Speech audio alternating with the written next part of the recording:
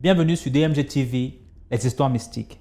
Tu es nouveau sur la page, n'oublie pas de t'abonner, de laisser un commentaire, de liker, de partager. Tu veux raconter une histoire? Il y a un numéro à l'écran, c'est le plus 237 655 81 90 17.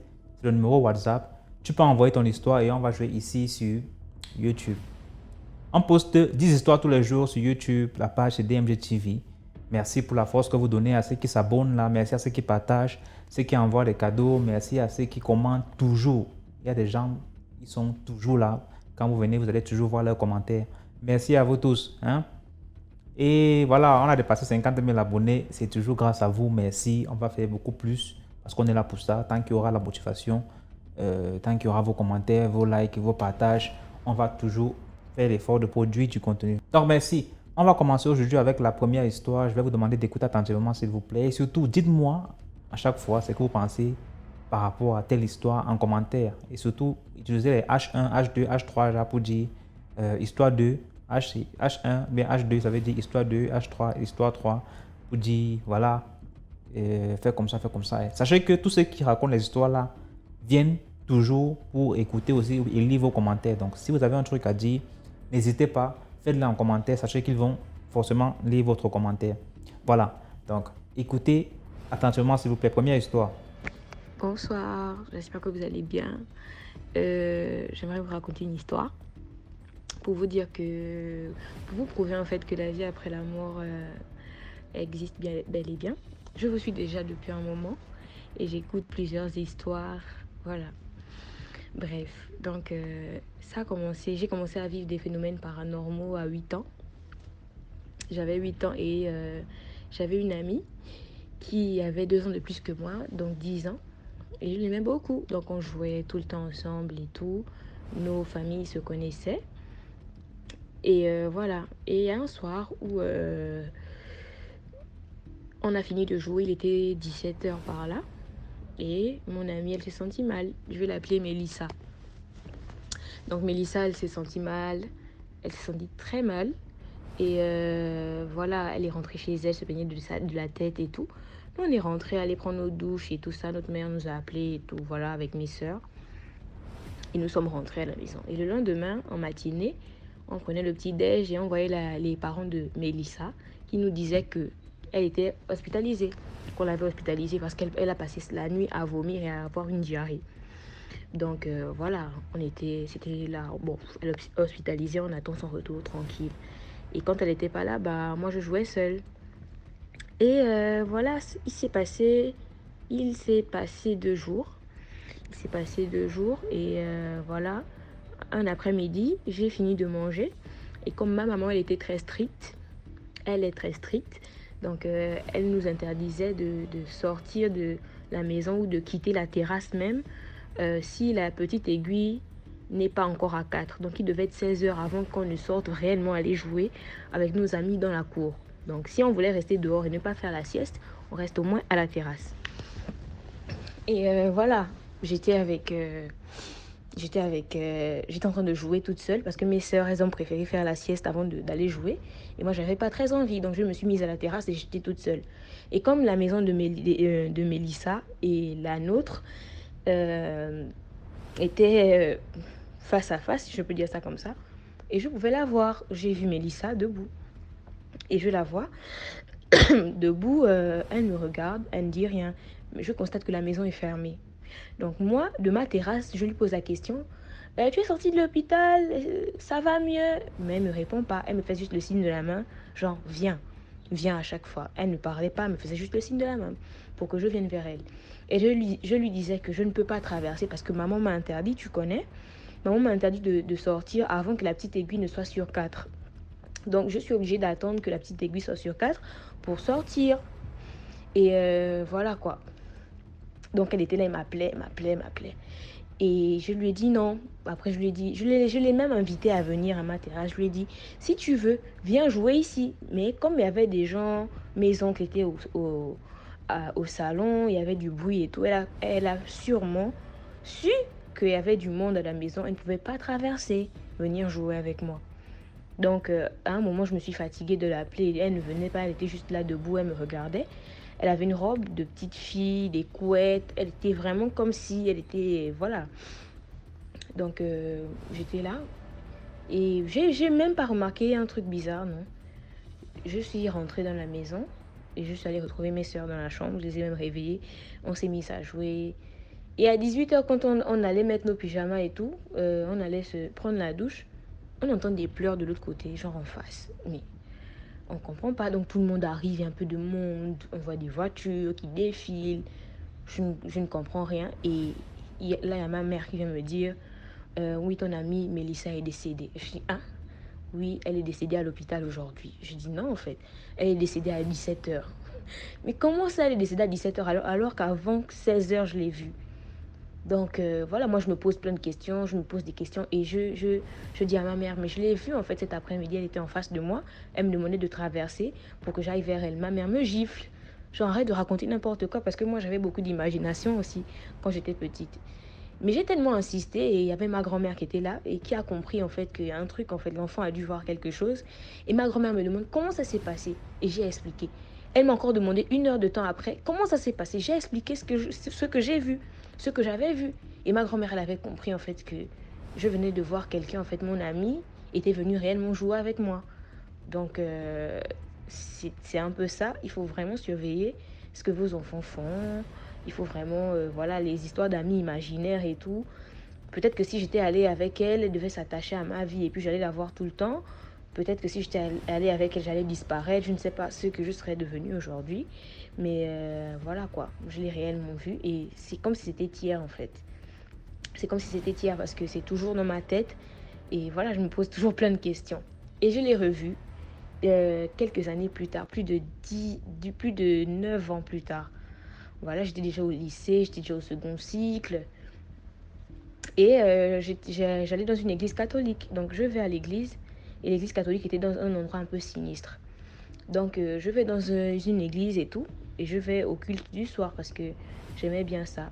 Et quand j'y vais, je me mets genre derrière. Il y avait du monde devant, mais moi je m'étais derrière. Et derrière, il y avait genre, il y avait personne. Et on connaît que les églises catholiques, parfois, c'est un peu mystérieux. Donc il y avait personne derrière. J'étais vraiment seule en fait sur mon banc. Et quand je regarde dans les allées, il y a une personne que je vois isolée dans un coin qui me regarde et qui sourit. Mais je reconnais le visage. Je reconnais le visage, je me dis non, il y a un problème. Et tout d'un coup, j'ai eu froid dans le dos. Froid dans le dos. Et c'est venu dans ma tête. On dirait qu'elle m'a parlé pour me dire que c'est moi, en fait. Et je l'ai directement reconnu. J'ai eu peur. Je me suis vite levée. Je suis allée me mettre dans la foule. Et après, j'ai croisé des gens que je connaissais à l'église et tout. Quand on sort du culte, je me suis convaincue en fait que c'était quelqu'un qui était comme elle. Donc quand je sors du culte et j'essaie de la chercher pour voir, voilà, pour lui poser des questions, que tu es qui? Parce que j'ai vu que tu souriais avec moi. Elle avait complètement disparu. J'ai demandé aux gens, vous n'avez pas vu une fille comme ça? Personne ne l'avait vue. Mais le regard qu'elle m'avait lancé ce jour-là m'avait fait peur. Elle avait le même visage, juste qu'elle avait un corps de grande, d'adolescente. Donc, c'est un peu ça, ce que j'ai vécu avec mon ami. Merci beaucoup pour cette histoire. Maintenant, on passe à la deuxième histoire. Bonjour, bonjour. Comment vous allez? J'espère que tout le monde se porte bien. Je remercie beaucoup à DMJ TV et pour cette occasion de passer et de vous faire part de cette histoire d'une amie en fait. En fait, c'est une fille belle, charmante, attirante. Elle a les formes et à cause de ça, plusieurs, plusieurs les gars aiment être à sa compagnie, beaucoup de personnes la draguent, vu qu'elle est belle et attirante. Mais elle, son problème est que elle aime trier les garçons en fait. Quand je dis trier, il faut avoir l'argent. Si, par exemple, tu es un gars, tu as un vélo, elle ne va jamais accepter, elle va t'insulter, que non, est-ce que tu l'as bien regardé? Pourquoi toi, tu vois, tu as un vélo, puis tu veux avoir une fille telle comme moi? Elle, Elle préfère sortir avec un gars qui a une moto et pas n'importe laquelle. Une moto qui est dans le temps, une moto qui coûte vraiment cher et non pas une. Si ta moto n'est pas dans le temps ou ta moto même est un peu bizarre, pas question. C'est ceux qui ont les grosses motos et les véhicules chic et non pas aussi les véhicules, genre on dit Mercedes, non, les vrais véhicules en fait. Ça veut dire, en grosso modo, elle ne regarde que l'argent en fait. C'est dans ça qu'un jour, elle a croisé un gars véhiculé. Excusez en fait, un gars véhiculé avec qui elle sortait, elle s'amusait. N'importe où elle veut aller, le gars l'amène. Dans les glaciers, dans les boîtes de nuit. Pas de faire des shopping en fait. N'importe ce qu'elle veut, le gars là lui donne. N'importe la somme d'argent qu'elle demande, le gars là lui donne. Ils ont fait au moins 4 mois de relation. Le gars ne l'a jamais demandé le sexe en fait. Elle tourne, à chaque fois elle est là, bon, mon show il est cool, mon show il est charmant, il a l'argent. Elle me dit il a les dos. Si je dis je veux ceci, il me donne. Si je dis je veux cela, il me donne. Et nous aussi on voyait ça. Parce que n'importe ce qu'elle veut, le gars la lui donne. Comme ce qu'elle ne comprend pas, que ce dernier est différent des autres. Il ne l'a jamais demandé le sexe. C'est dans ça, pendant les 4 mois, pas de sexe, mais n'importe ce qu'elle veut, le gars la donne.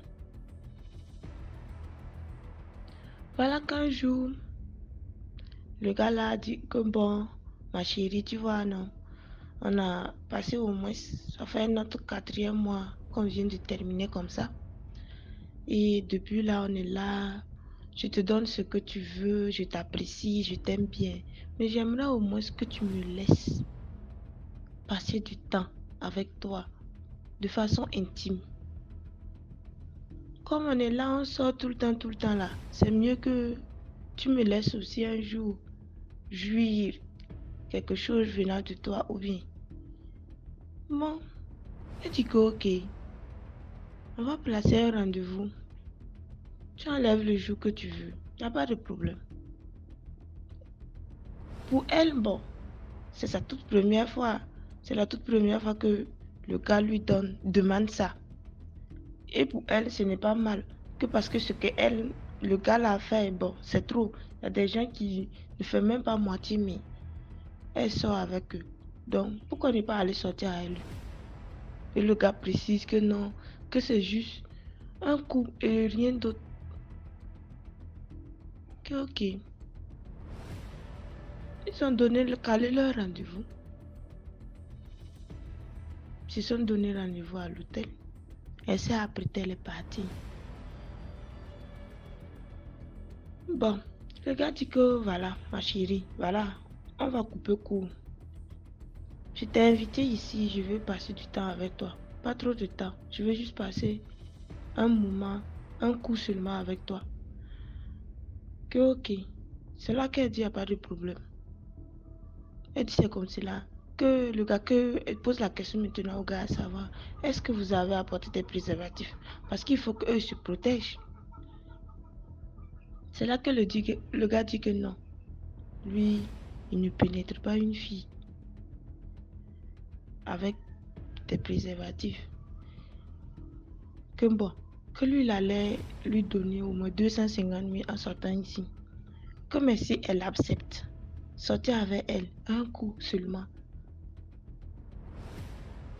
Que lui, il va la remettre 500 000 francs cash. Et puis la fille a dit que pourquoi tu ne veux pas te protéger? Que non, que si lui se protège pour coucher avec une fille, lui ne se sent pas en fait. Lui ne sera pas satisfait. Puis en plus, que bon, que malgré tout ce que lui a fait pour la fille, que pourquoi la fille n'a pas confiance, que bien la fille là, est dans des jours où si elle fait des rapports non protégés, elle va tomber enceinte. Et puis la fille dit que non.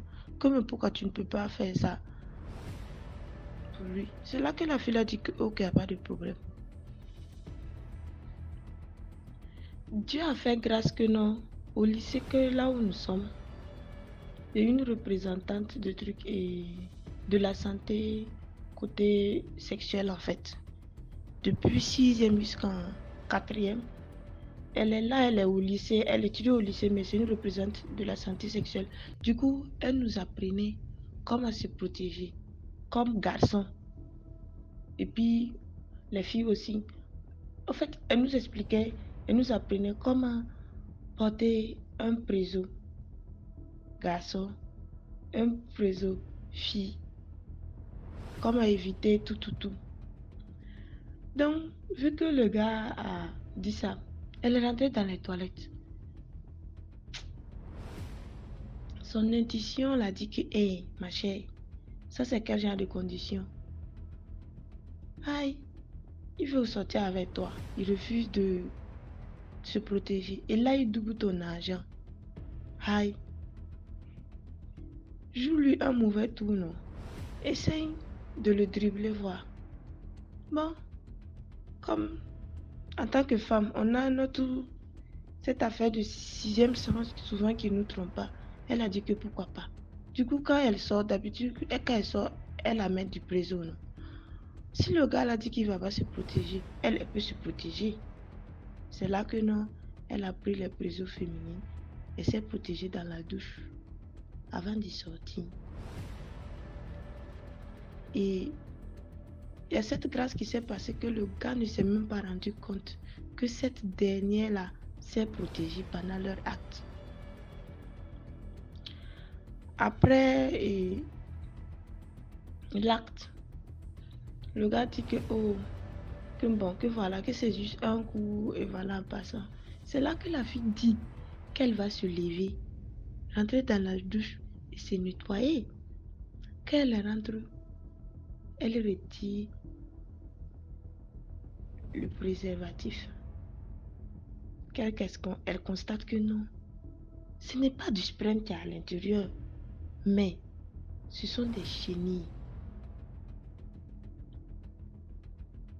Ce sont des chenilles qui sont pleines dans le préso. Elle retire vite.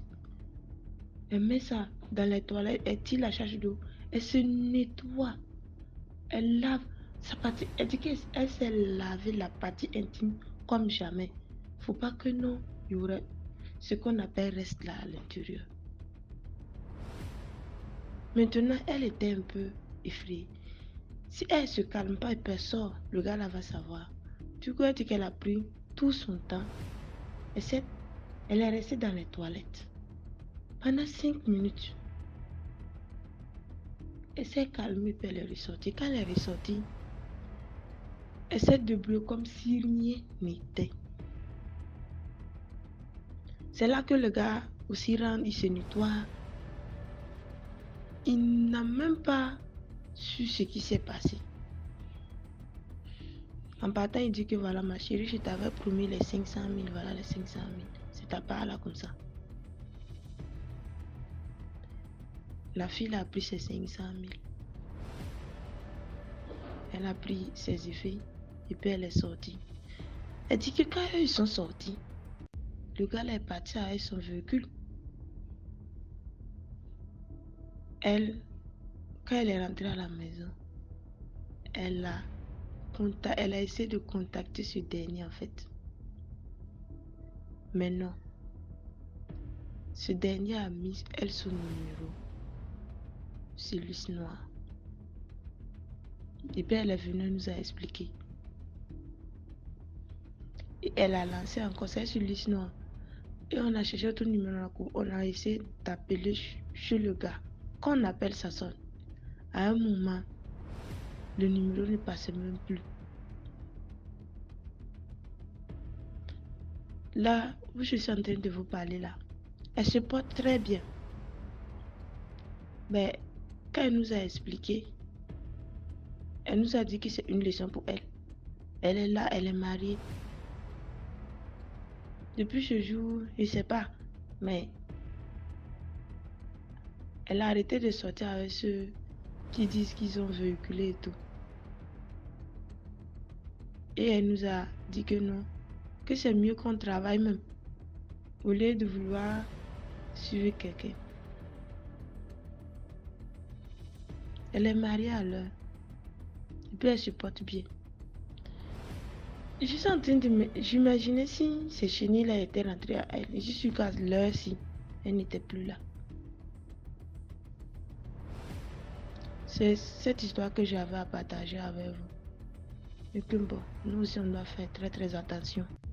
Parce que le dehors est réellement mauvais. Merci beaucoup pour cette histoire. Là, on passe à la troisième histoire. Bonsoir, monsieur. J'ai une histoire à raconter.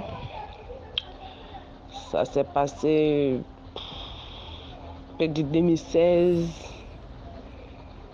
2016-2017. Je suis à Abidjan, je suis une Ivoirienne. Un jour, j'ai quitté à Yopougon. Il y a ce jour-là, il y avait problème de voiture. Ils m'ont pris de Yopougon zone. Ils m'ont déposé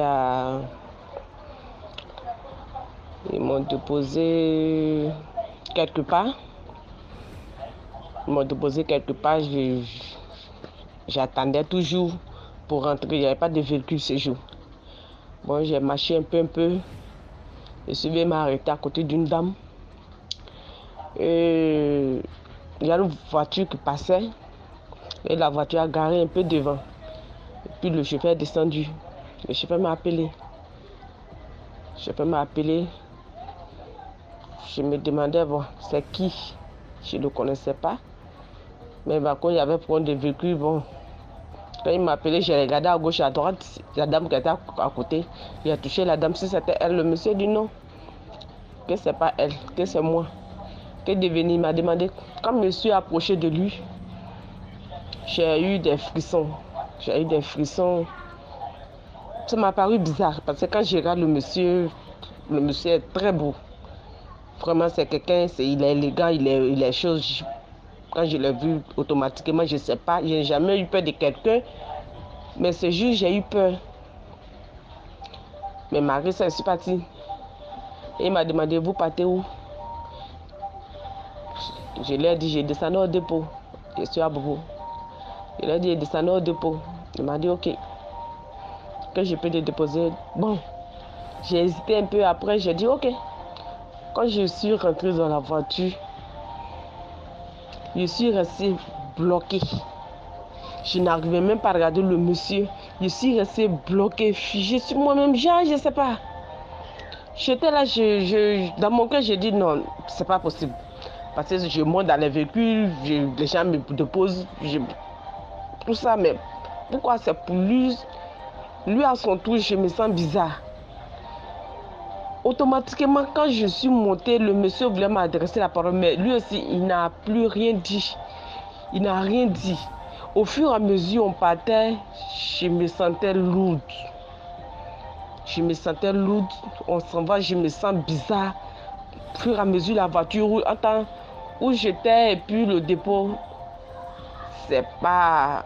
Si on prend les taxis en commun, ça fait 100 francs. C'est pas trop, il n'y a pas trop de distance comme ça, mais quand on roulait, j'avais l'impression que c'était...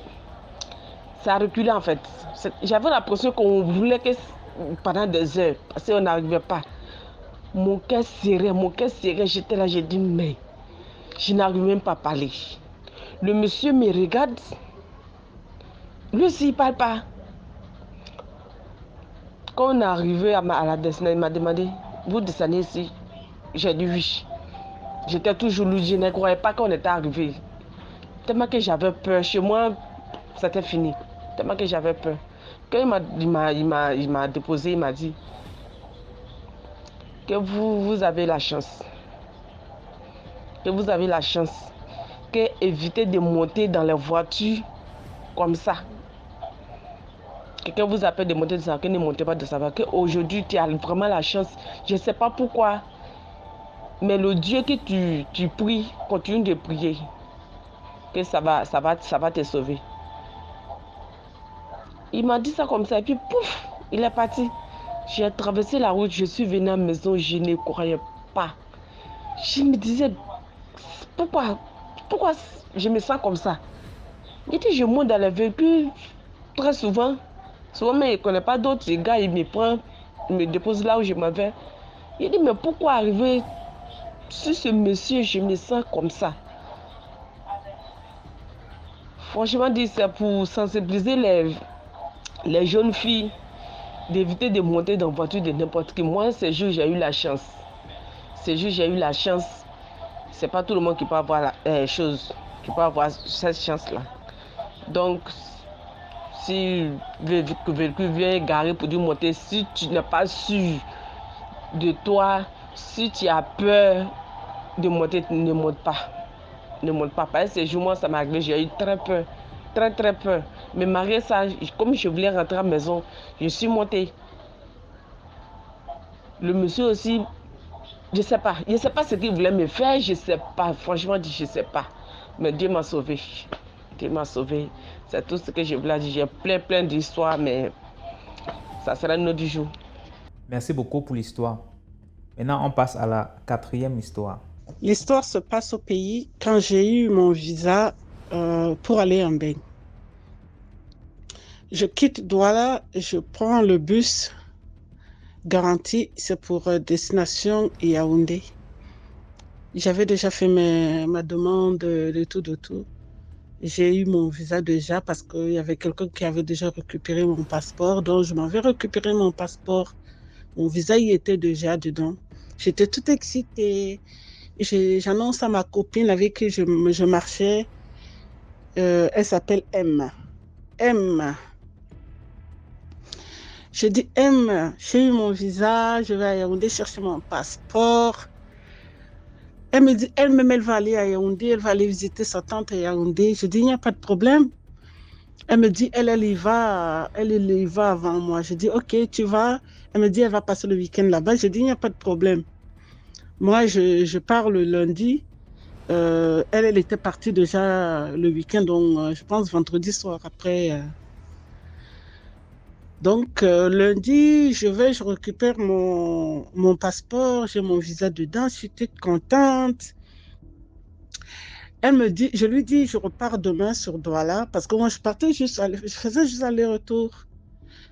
Je lui dis, moi, je repars demain. Elle me dit qu'elle est encore là, elle reste un peu chez sa tante. C'était au mois de novembre, c'était en novembre. Parce que j'avais voyagé en hiver, c'était au mois de novembre. Donc, dès que je récupère mon visa, j'ai rendez-vous avec elle. Elle me dit là où je dois aller. Elle est chez sa tante là-bas. Je prends le taxi, je la retrouve. On commence à causer. Je suis toute contente. Et j'avais un fourre-tout. Donc, tous les documents étaient dans le fourre-tout.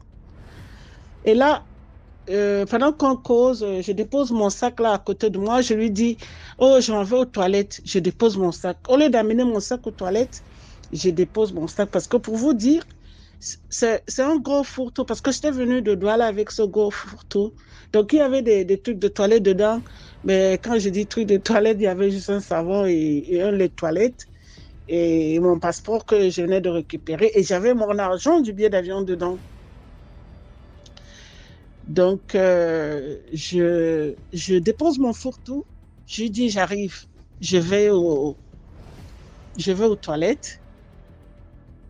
Les toilettes étaient dehors. Vous voyez les maisons comme ça. Et à la porte centrale, on était assis sur la véranda. Et puis, il fallait tourner. Il y avait la porte de derrière. Je tournais juste derrière, là, à côté. Et puis, j'ouvrais la porte qui était là. C'était là, les toilettes. Je vais aux toilettes. Quand je reviens des toilettes, elle est toute excitée, elle est toute agitée, elle est en train de partir vers la rue, en train d'aller chercher le taxi. Je dis, mais tu vas où? Elle me dit, non, je dois partir je dois aller quelque part là, je suis pressée, je vais partir, je vais aller quelque part. Il y a quelqu'un qui m'attend, je vais partir. On se retrouve à Douala, on se retrouve. J'ai rien compris. Pourquoi elle est pressée de partir? C'est elle qui m'a emmenée, je suis chez sa tante, c'est ma première fois, moi je ne connais pas sa tante. Et là, elle m'abandonne là, elle s'en va. Chers frères et sœurs, elle m'avait volé mon argent du billet d'avion, mais je n'ai pas su. Je dépose mon sac, je me dis que c'est ma copine, c'est comme ma soeur, parce qu'à Douala, je dormais chez elle. Elle venait dormir chez moi. On était toutes les deux ensemble. On avait un groupe, on était plus de 30 filles. On s'entendait, on marchait ensemble. Et elle et moi, on était vraiment proches, quoi. Elle part. Je vous dis que je n'ai pas remarqué tout de suite hein, que mon argent n'y était plus dans mon sac. Je suis partie, j'ai dormi. Je suis partie, j'ai dormi. Je me suis réveillée le matin.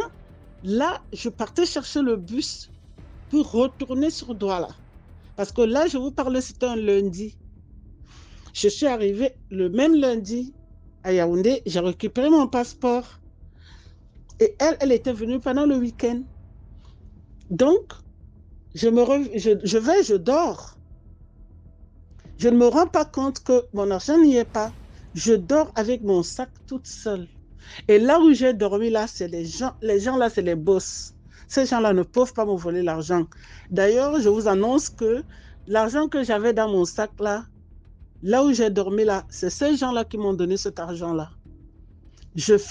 Moi, je suis le genre, quand je dors, je ferme.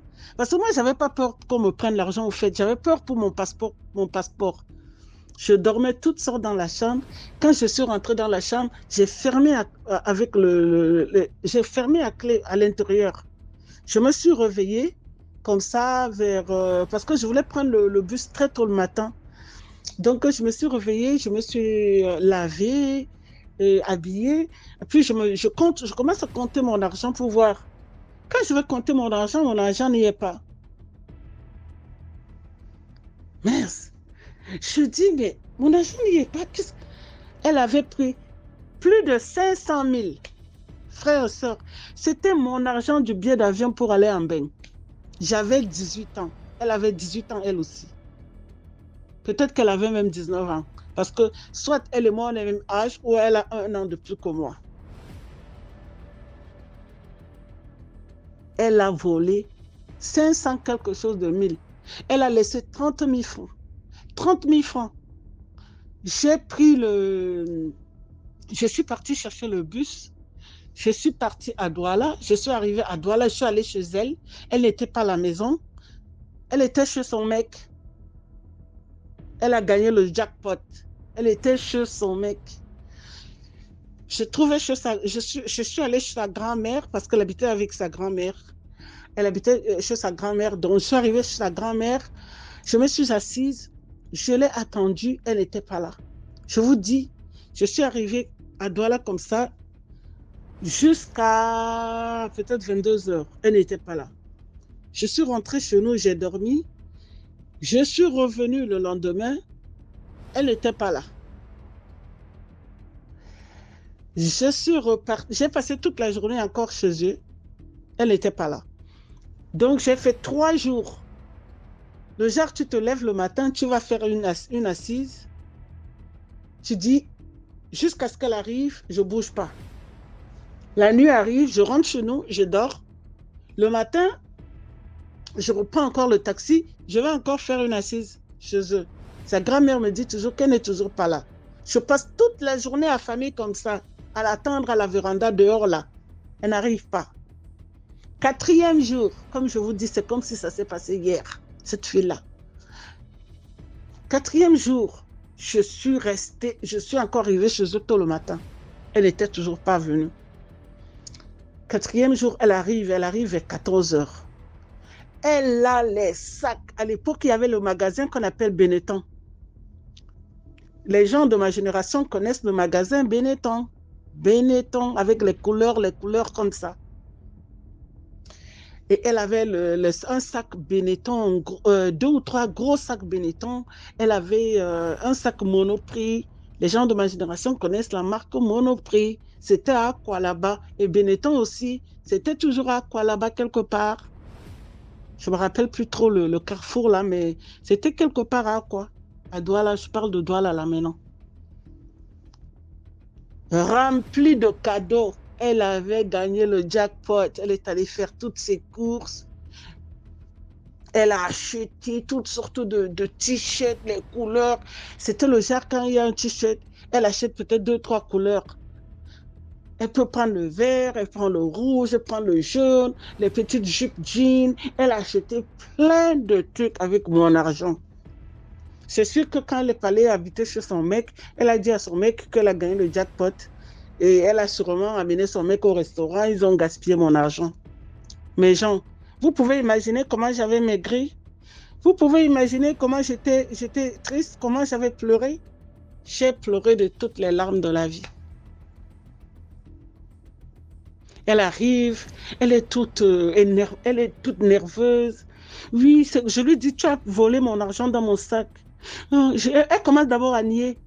Je lui dis, et dans tout ça, je vais vous dire jusqu'à quel niveau je suis une personne. Je suis une personne tellement loyale. Je ne sais pas pourquoi j'ai ce bon cœur. Dans tout ça, quand je viens chez sa grand-mère, je ne dis pas à sa grand-mère qu'elle m'a volé l'argent. Hein. Je ne dis rien du tout. Elle a ses cousins qui habitaient là chez sa grand-mère aussi. Je ne dis rien à personne. Je dis juste, je veux la voir. Mais ils me voient triste. Mais ils ne savent pas de quoi il s'agit. J'étais triste, triste, triste. Au fait, c'est que quand je rentrais chez nous, je pleurais toute la nuit. Elle habitait vers Mobile Bonakwangwang là-bas et moi j'habite à Bassa. Moi j'habitais derrière la Guinness. Guinness, ceux qui connaissent Douala là. Versi Cacao là-bas, derrière la Guinness. Et elle habitait Mobile Bonakwangwang.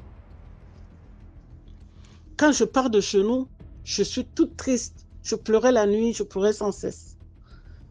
Donc, je lui dis non. Je lui dis non, je suis obligée d'aller parler à ta grand-mère parce qu'il faut que tu fasses tout pour que tu me remettes mon argent. C'est mon argent du billet d'avion. C'est pour aller déposer à l'agence pour prendre le billet d'avion. Je ne suis pas en train de rigoler avec toi, je suis en train de voyager dans une semaine et tu es supposée être ma copine, tu as volé mon argent. Elle voulait d'abord nier. Quand je lui dis d'abord, elle fait non, j'ai pas pris. Après, quand je lui dis, je m'avais dit à ta grand-mère, elle me supplie, elle se met à genoux. Pardon, j'ai pris. Oui, c'est moi, j'ai pris. Pardon. Elle commence à faire le cinéma, quoi. J'ai pris, pardonne-moi, j'ai pris, c'est moi. Elle avait tous ces vêtements-là. Est-ce que vous savez ce que j'ai fait? Je ne peux jamais oublier. Hein? J'ai récupéré tous les vêtements qu'elle avait. Il ne lui restait même pas 80 000 dans le sac. Elle avait pris plus, je pense, si je ne me trompe pas, j'avais 500 quelque chose de 1000. Presque 600 000 francs. Elle avait pris plus de 500 000. Elle m'a laissé seulement 30 000 francs. L'histoire là s'est passée il y a plus de 20 ans. Mais pour moi, c'est comme si c'était hier. J'ai récupéré tout ce qu'elle avait acheté. Je suis entrée dans sa maison. Elle était là, elle me suppliait. Ne parle pas, je vais tout faire. Je vais aller demander à mon mec. Il va compléter. Je vais trouver l'argent. Je vais te donner. Pardon, je demande pardon. Si tu dis à ma grand-mère, elle va me chasser. Pardon. Parce que pour vous dire, parce que quand nous on est là comme on est là, elle avait déjà accouché. Elle avait été enceinte à 16 ans et elle avait accouché un enfant à 17 ans, étant au lycée là. Et la famille de son mec a pris l'enfant. Donc elle avait peur que si elle fait encore des dégâts comme ça, sa grand-mère va vraiment la chasser. Donc elle ne voulait pas que l'histoire explose. Et tout le monde allait savoir l'histoire. Est-ce que vous savez que, et je suis sûre que cette fille, elle n'a pas juste fait ça à moi. La klepto, la femme, la klepto en question, elle est vivante, hein? Elle est vivante. Elle n'a pas juste fait ça à moi. Et moi, avec mon bon cœur, est-ce que vous savez que j'ai réussi à ressembler l'argent? Je suis allée chez des oncles, les tontons de gauche à droite, j'ai récupéré l'argent. J'ai pris mon billet, je suis partie. Et quand je suis revenue en vacances, je marchais encore avec elle. Et elle continuait toujours à me faire des petites escroqueries, genre, toujours dans les petites escroqueries, de petites escroqueries de 10 000 francs, 20 000 francs, toujours. Et je vous dis, cette fille-là, elle est une épave aujourd'hui. Quand je vous parle d'une épave, c'est vraiment une épave. Il n'y a pas longtemps, elle m'a contactée, elle me dit, oui, est-ce que tu peux m'aider avec de l'argent? J'ai besoin d'aide, j'ai mes enfants qui sont très malades. Je suis désolée, hein. Je ne souhaite pas que les enfants soient malades, mais elle me dit que les enfants sont malades. Je lui dis non, franchement, non. Moi, j'ai arrêté d'aider les gens, je fais plus dans ça. On est déjà trop vieux, chacune doit se débrouiller. Elle voulait trop discuter avec moi, genre, vraiment, elle a besoin de beaucoup d'argent. Je lui ai rappelé ce qu'elle m'a fait. Est-ce que vous savez qu'elle m'a appelée méchante? Elle me dit que je suis méchante. Parce que je lui ai rappelé de son karma. Je lui ai rappelé, tu sais ce que tu m'as fait? À 18 ans, quand je devais voyager, la veille de mon voyage, tu m'as volé mon argent du billet d'avion dans mon sac. Tu as voulu briser mon avenir. Mais te voilà que Dieu t'a rendu. Dieu t'a rendu la monnaie, Dieu t'a brisé toi. Voilà comment, à quoi tu ressembles. Quand je suis partie au pays l'année passée, je suis allée la voir. Je vous parle d'une épave. Une épave. Elle fait même pitié. Le karma. Elle a sûrement volé à tous les mecs avec qui elle couchait là. Elle a volé les copines, les amis. Partout où elle passait, elle volait quelque chose, piquait. Et elle n'est pas allée très loin avec ça. Elle est restée là dans les petits mensonges, dans les petits... Voilà. C'est pour sensibiliser hein, cette histoire. Elle est là comme ça. Mais elle était avec d'autres filles. Par contre, elle a fait quelque chose de bien. Elle était avec d'autres filles qui voulaient me faire du mal. Elle m'a appelé, elle a mis l'écouteur et j'ai compris comment les autres filles voulaient me faire du mal. Les filles qui étaient venues chez elle pour se venger de moi, pour lui dire comment elles sont allées chez le marabout. Donc mes ennemis qui sont venus chez elle pour confesser. Les filles sont allées chez elle pour confesser, pour dire comment elles m'ont amené chez le marabout, pour que je leur donne 1 million parce qu'elles m'ont menti que telle personne était morte et qu'elles m'ont escroqué 1 million par-ci et l'autre aussi est venue. Elle a dit que moi aussi je l'ai amenée. Donc ces deux filles, quoi. Une autre fille est allée, c'était le même jour. Elles ont deux filles confessé et elle a mis le haut-parleur pour que j'écoute.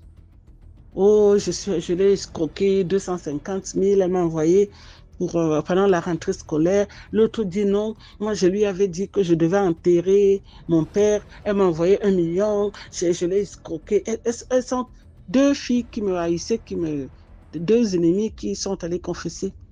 Ça, quand même, elle a fait quelque chose de bien. Mais le karma lui a pris. Parce qu'elle avait sûrement fait beaucoup de mal à beaucoup de personnes. Moi, je lui ai pardonné, hein. Mais c'est pas le genre, je peux même pas laisser mon verre à côté de cette fille-là. Parce que je sais qu'elle peut m'empoisonner. La dernière fois que je suis allée au pays, je l'ai vue. Je suis allée chez elle. Elle me fait, tu as faim? J'ai dit non, ben non, je viens juste de manger. Bref, c'est la petite histoire, quoi. Merci pour l'histoire. Là, on passe à la 5e histoire. Bonjour DMG. Excusez-moi, vous allez excuser mon micro, hein, parce que mon micro a un problème. Donc en fait, je viens raconter mon histoire et c'est ma première fois de raconter, puisque je l'ai vécu dans mes 14 ans. Donc je faisais le lycée à cette période-là. Alors un soir, je vivais avec ma grand-mère et mes petits frères, plus précisément à Bafoussam, à l'ouest du Cameroun. Donc un soir, la maman, elle avait envie de manger le couscous sauce gombo. Et nous aussi, on avait très faim. Il n'y avait pas à manger à la maison. Alors, je suis rentrée un peu tard du lycée. J'ai cuisiné vers 19h, puisque je savais que j'avais écrasé le maïs. Or, je n'avais pas écrasé. Alors, j'ai commencé avec la sauce, j'ai fini vers 19h30 avec la sauce vers 20h, je pense. Et puis, je suis allée regarder au magasin s'il y avait encore le maïs écrasé, mais il n'y en avait plus. Donc, et on avait coupé la lumière, La lumière est revenue autour de 22h, je pense, 22h. Et on avait tellement faim à la maison, on ne pouvait pas dormir affamé, on avait très faim. Alors, il y a une dame au quartier qui écrasait, elle écrasait, elle écrasait jusqu'à minuit, hein, jusqu'à minuit. Pour quelle raison, on ne sait pas. Elle doit l'écraser toujours jusqu'à minuit, mais elle était un peu loin, elle était peut-être à 150 mètres de chez nous, hein, 150 mètres, 100 mètres. Donc, alors, on décide d'aller écraser chez cette dame. Et elle refuse d'écraser. Elle nous dit qu'il se fait tard et que deux enfants ne peuvent pas venir écraser la nuit comme ça. Elle a fait d'écraser. On dit non, tata, on a faim à la maison, il faut qu'on cuisine, on doit manger. Alors c'est comme ça qu'elle écrase. Elle finit par écraser. Au retour, puisqu'on avait l'habitude d'avoir une voisine qui nous effrayait tout le temps, du genre vers les 20h là. Elle se place devant notre portail et puis elle nous fait des grimaces pour nous faire peur et tout. Bon, au retour, on voit une personne, bon, c'est mon petit frère qui aperçoit la silhouette. Il aperçoit une silhouette élancée, elle est un peu différente de celle qu'on a l'habitude de voir, puisque le couloir est assez sombre, il n'y a pas de lampadaire. On avance là, je dis, mais on va donner le nom là à cette voisine. La voisine qui me faisait souvent des blagues et tout, on va lui donner le nom de Leslie. Alors, je dis, Leslie, s'il te plaît, je n'aime pas ça. Bref, comme d'habitude, je commence à la réprimander. Je dis, s'il te plaît, c'est quoi la nuit, les choses comme ça. C'est là que je soulève la torche que je tenais en main. Je soulève la torche, je vous assure, en une fraction de seconde, j'ai pu analyser ce que j'ai vu de mes propres yeux. Et mon petit frère a vu la même chose. Donc, on aperçoit une dame d'environ 1,90 m, presque 2 mètres, je vous assure, avec de longs serpents sur la tête, dont la place des cheveux, elle avait de très longs serpents qui se baladaient. Elle avait des yeux bizarres, des yeux, je sais pas, je connais même pas la couleur, je connais pas cette couleur-là. Elle avait des yeux bizarres, un visage déconcertant, des dents vraiment pas croyables. Et elle avait une robe, je ne sais même pas comment je vais décrire cette robe, ou c'était un mur, je ne sais pas si c'était un mur, mais elle n'avait pas de pieds. Et puis elle avait deux enfants à sa droite, deux enfants à sa droite et un à sa gauche. Donc, il y avait des chaînes, qui reliaient ses enfants à elle, donc de grosses chaînes qui étaient sur le cou de ses enfants et qui était relié à ses vêtements. Donc, je ne sais pas comment je vais expliquer ça, DMG, mais ce qu'on voit souvent à la télé, là, ce n'est pas ça. C'est pire que ça. La dame m'a tellement fait peur. J'étais glacée, j'étais figée. J'ai commencé à couler les larmes sans comprendre. Je coule les larmes, je ne parvenais pas à bouger. Je suis là, je coule les larmes et elle me regardait sourire. Elle me regardait sourire, DMG, avec ses dents comme, je ne sais pas comment je vais décrire ça, je ne sais pas. Elle me regardait sourire. J'ai pris panique, je ne sais pas ce qui s'est passé. J'ai crié de toutes mes forces. C'est là que je suis entrée, puisque le portail était à moitié fermé. Je suis entrée, j'ai fermé le portail brusquement, en oubliant mon petit frère derrière, hein, en oubliant mon petit frère derrière. Je ressors, j'avais déjà versé le maïs au sol, donc je ressors, je vois mon petit frère, il est figé, je le tire, je dis, je cours, il court aussi. C'est là qu'on entre à la maison et puis je vois la grand-mère, puisqu'il y avait mon oncle à la maison et sa femme, je vois ma grand-mère, je raconte l'histoire, je ne parvenais même plus à parler. Je n'avais jamais vu ça de toute ma vie, DMG, je vous assure. Si je n'avais pas vu, je n'aurais pas cru que ces choses-là existent. Et c'est pire que ce qu'on voit à la télé. C'est indescriptible, c'est tellement bizarre. C'est là que j'explique à ma grand-mère. Elle me dit genre, non, et ils se mettent à rire à la maison, ils se disent que non, reste mon imagination, les choses comme ça. Donc, s'il vous plaît, j'aimerais dire aux parents, s'il vous plaît, croyez souvent à ce que vos enfants disent et priez pour vos enfants. Priez beaucoup pour vos enfants. Les enfants savent ce qu'ils voient. Les enfants ne disent et les enfants ne peuvent pas inventer une histoire. Autant pour moi, ils ne peuvent pas inventer une histoire. Donc, s'il vous plaît, le fait qu'on ne m'ait pas cru à la maison, ça m'a tellement choqué et traumatisé. Donc, c'était un peu mon histoire. Merci à vous. Je reviendrai pour plus d'histoires. Merci. Voilà, avant de continuer, je sais que beaucoup d'entre vous ont remarqué l'autre page DMGTV qui poste le contenu, oui. L'autre page qui est DMGTV, histoire mystique exclusive. Oui, c'est toujours notre page. On n'a pas simplement voulu faire la publicité parce que on voulait avoir des abonnés qui ne viennent pas forcément de Facebook et de YouTube. On voulait des gens de Facebook et de TikTok. On voulait des abonnés qui viennent de YouTube automatiquement. Mais là-bas, on va poster les vidéos, les histoires séparément. C'est-à-dire que ce ne sera pas des compilations, ce sera des histoires fortes qui ont marqué, par exemple, chaque épisode. Mais postées de manière individuelle, des courtes vidéos. Donc, si vous aimez aussi ce genre de concept-là, allez vous abonner. Le lien est dans la description. Abonnez-vous là-bas et on va jouer. Et on va grandir aussi la communauté là. Parce que je ne veux pas mélanger trop, ça va faire embrouiller. Il y aura des épisodes détachés, il y aura des compilations, ça va embrouiller forcément le truc. Donc, on passe à la 6e histoire. Bonsoir DMG, bonsoir tout le monde, j'espère que vous allez bien.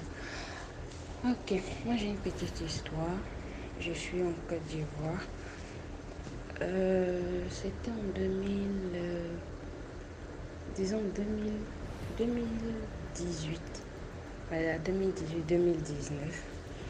Je travaillais comme nounou dans une famille. En fait, ce monsieur-là, j'avais déjà travaillé avec son ex-femme. Donc, je surveillais son enfant, son petit garçon qui avait à l'époque 7 ans. Donc, j'ai travaillé, puis après, je suis partie. Par contre, il avait une cuisinière qui travaillait chez lui depuis plus de 10 ans. Je dis bien 10 ans qu'elle travaillait là-bas. Alors, le monsieur, comment il fait? En fait, il ne s'est jamais marié. Il ne peut pas vivre avec une femme. Et ça, je ne sais pas pourquoi, bizarrement. Et à chaque fois qu'il te paye, en fait, il ne te donne pas ton salaire comme il faut.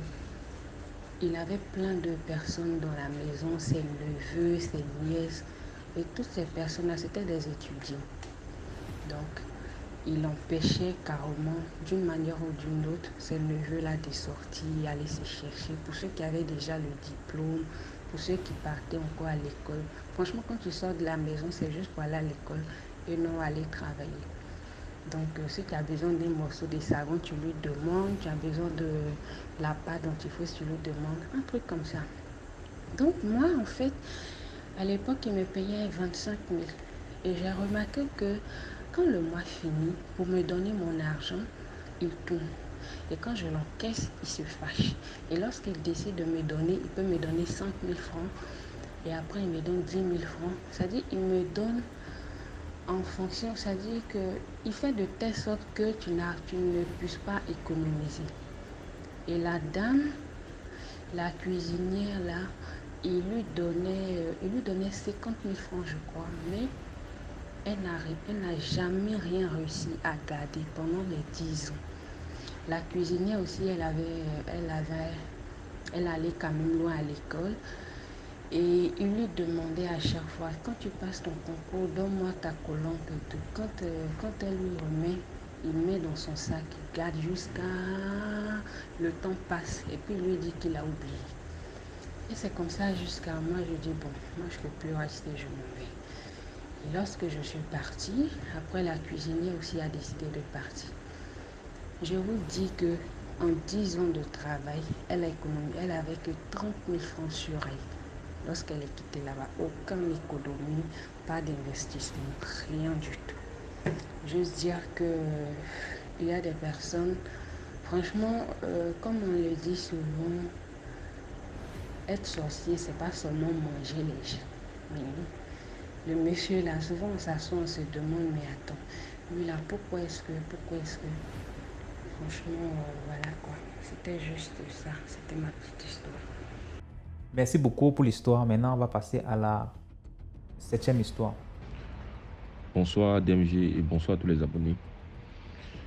C'est vrai, je t'ai fait signe plusieurs fois parce que je voulais partager mon histoire, mais je n'aurais pas voulu qu'on reconnaisse ma voix.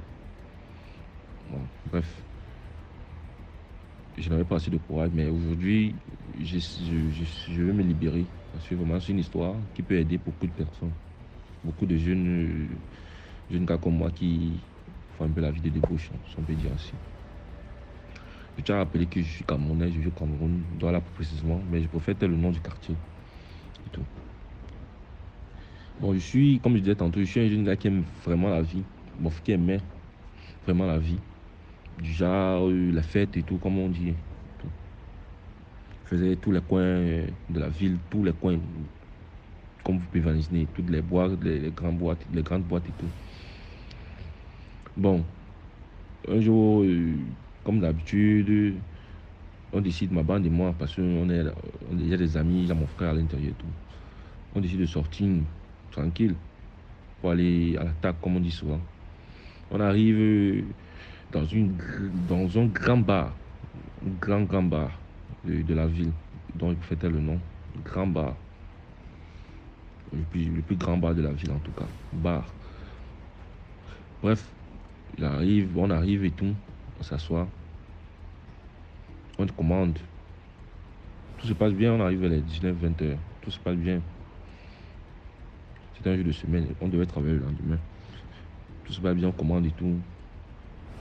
Bon, moi je suis déjà, quand je suis dehors, je suis toujours en train de regarder à gauche, à droite. Bref. Je remarque une fille toute seule, hein, très jolie, très jolie, avec des yeux vraiment qui attiraient.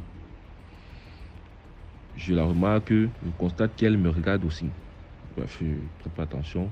Je continue à causer avec mes amis, on fait la fête et tout. À 2, 3, 4 reprises, je remarque qu'elle me regarde. Bref. Ma femme comme je suis, comme j'étais en fait, je décide d'aller vers elle. Très simple, elle me répond. En fait, je vais essayer de résumer, hein, parce que c'est très long. Si je vais raconter tous les détails, je vais essayer de résumer. J'arrive vers elle. Elle me très douce, très calme, très posée et tout. On essaie d'échanger quelques 2, 3 mots. Elle est très réceptive et tout. Bon, je lui propose de venir s'asseoir à ma table. Chose qu'elle fait immédiatement et tout. On passe la soirée tranquille, hein, tranquille. 1, 2, 3, elle passe et tout. Bref, je sors un peu pour prendre de l'air.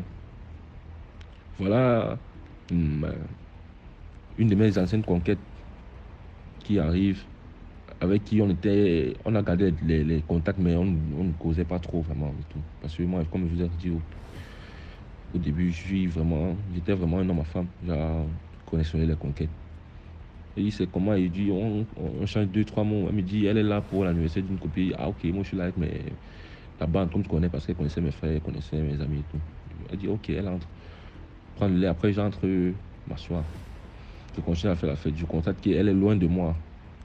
La fille, fait mon ancienne conquête, dont je préfère le nom, on va l'appeler Nadia. Je me lève, je vais aux toilettes pour me mettre à l'aise. Elle me suit. Elle vient, elle me dit. Je tenais à préciser que Nadia, c'est une fille vraiment très croyante. Très croyante. Donc du coup, elle faisait les églises et tout. Elle me dit, depuis que je te vois, tu es assis à côté d'une fille. Vraiment, c'est qui? Elle me fait pas confiance. Elles sont encore d'où?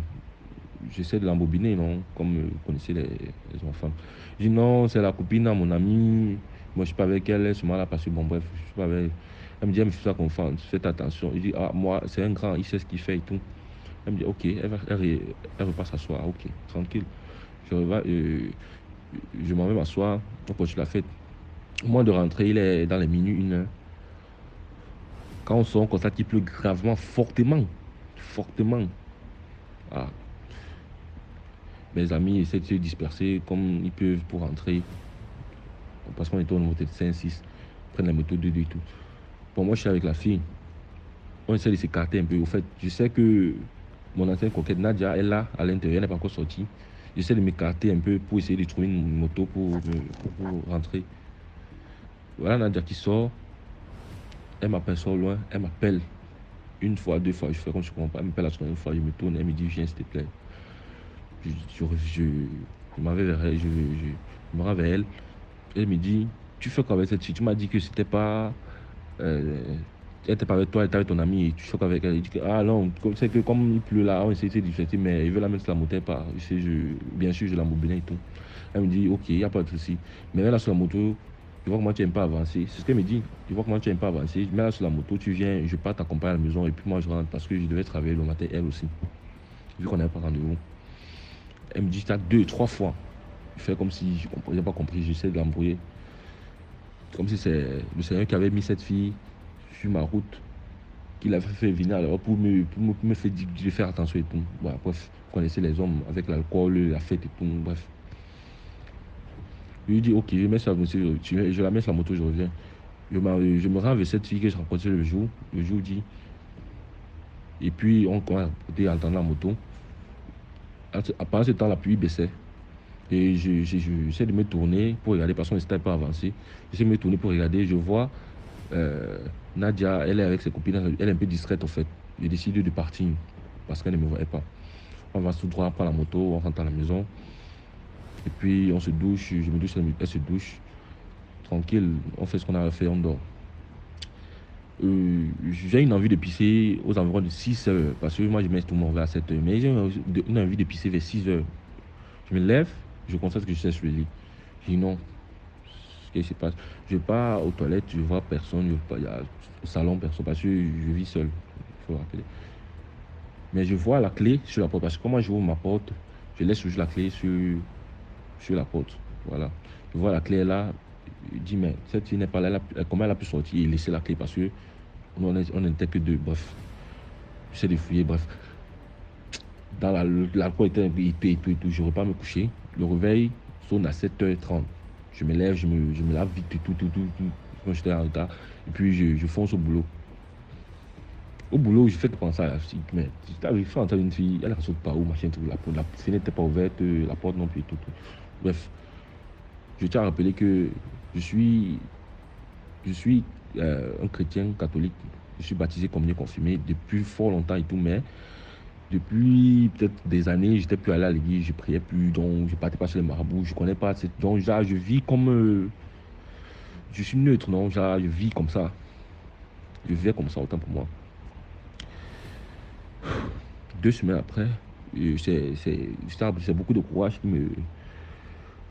je me place devant mon téléphone pour faire ce voice, parce que vraiment c'est une histoire vraiment très personnelle et qui, jusqu'à aujourd'hui, j'ai subi les conséquences. Parce que c'était l'année passée, 2022. Je sais pas si j'ai dit plus tôt.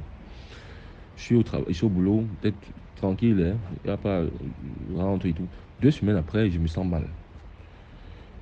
J'ai la fièvre, je vomis, j'ai plus d'appétit et tout. J'ai décidé d'aller à l'hôpital. On voit rien, on me voit rien. Mais tellement je me suis mal en point, on décide de m'interner. Faire cet examen et tout. Tous sont négatifs, sauf un. Une maladie incurable. Les plus avertis comprendront directement. C'est là que je fais le récap, je me dis, merde. J'ai pris ça où? Je me rappelle que ce jour, vraiment, je suis ailleurs avec cette fille. Je voulais utiliser le préservatif, elle m'a dit non, allons-y comme ça, j'aime ça comme ça, je fais confiance. Bon, aussi, je ne sais pas si je peux appeler ça naïveté, bien si j'étais sous l'emprise d'un envoûtement, bien je ne sais pas trop. Je dis ok, allons-y. Parce qu'il y avait la fille un peu importante. Allons-y. Je me rappelle que bon, c'est la dernière fille que j'ai fait avec qui j'ai fait le rapport sans me protéger et tout. Bref, vous savez, les médecins ils connaissent comment s'y prendre, ils te préparent, ils te disent non, c'est pas la fin du monde, c'est vrai, il n'y a pas encore de remède, machin, tout. Bref. Je suis resté à l'hôpital 3 à 4 jours. Puis je rentre à la maison vu que ça allait un peu mieux, moi parce qu'il a bien plus comment et tout. C'est là, quand cette histoire m'arrive, je repense à Nadia. Puis Nadia, elle m'avait dit, fais attention, moi c'est une confiance. J'ai décidé d'appeler Nadia. Quand j'appelle Nadia, ça ne passe pas. Je dis, peut-être elle veut plus me parler et tout. Bref, en tout cas, il reste 1-2 heures. Elle me renvoie un message. Bonsoir, j'ai décidé de rappeler. Je lui dis, c'est comment? Elle me dit, ça ne va pas, mais bon, bref. Je dis, qu'est-ce qu'il y a? Elle me dit, depuis ce jour, quand je suis rentré, je faisais que penser à toi, penser à... J'ai fait des cauchemars, comment on nous pousse, on était à deux, on nous poursuivait. Tu as réussi à t'enfuir, mais moi je suis resté et tout. Elle me dit, comme tu vois, j'étais sur la moto, ça fait 3 semaines à peu près. J'ai fait l'accident, un grave accident, et on a dû m'amputer. Alors, on m'a coupé un pied. Donc aujourd'hui, comme je n'étais pas là, je ne marche plus. Alors je dis quoi, pas possible. Qu'est-ce qui se passe? Il décide d'aller tout dans Douala, dans le quartier sud. Il décide d'aller vers elle, je constate que c'est vrai. C'est là quand j'arrive, elle m'explique, elle me dit, tu sais que je prie beaucoup, je suis croyante. Quand j'ai commencé, quand je suis rentré ce jour, j'ai commencé à prier parce que j'ai fait un songe, mais je te voyais dans des mauvaises postures, genre on t'a arrêté, on t'a tabassé, les trucs bizarres et tout de toi, bref. Mais je ne sais pas pourquoi, je n'avais pas la force de t'écrire, de t'appeler pour te dire comment je te vas et tout. J'ai pas eu la force de lui dire, comme tu vois là, machin, truc et tout, vous savez. Tellement j'étais bouleversé, je suis quitté le là.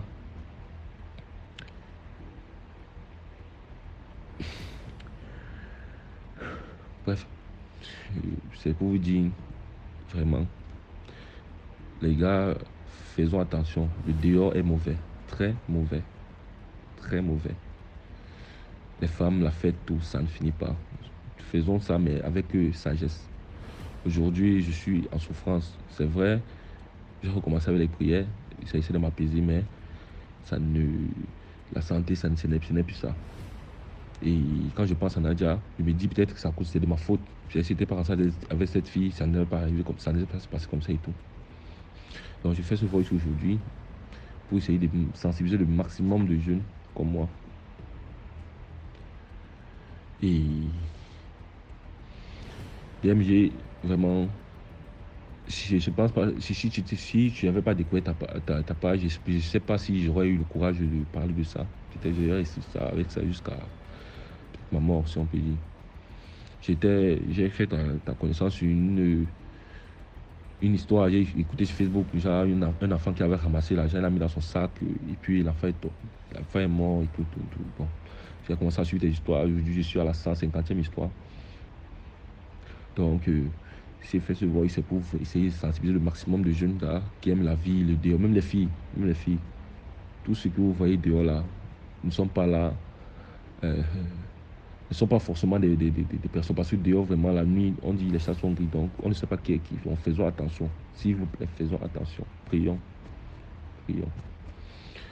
Donc, merci, vraiment, je sais pas, j'ai été un peu long, mais j'espère que ça passera.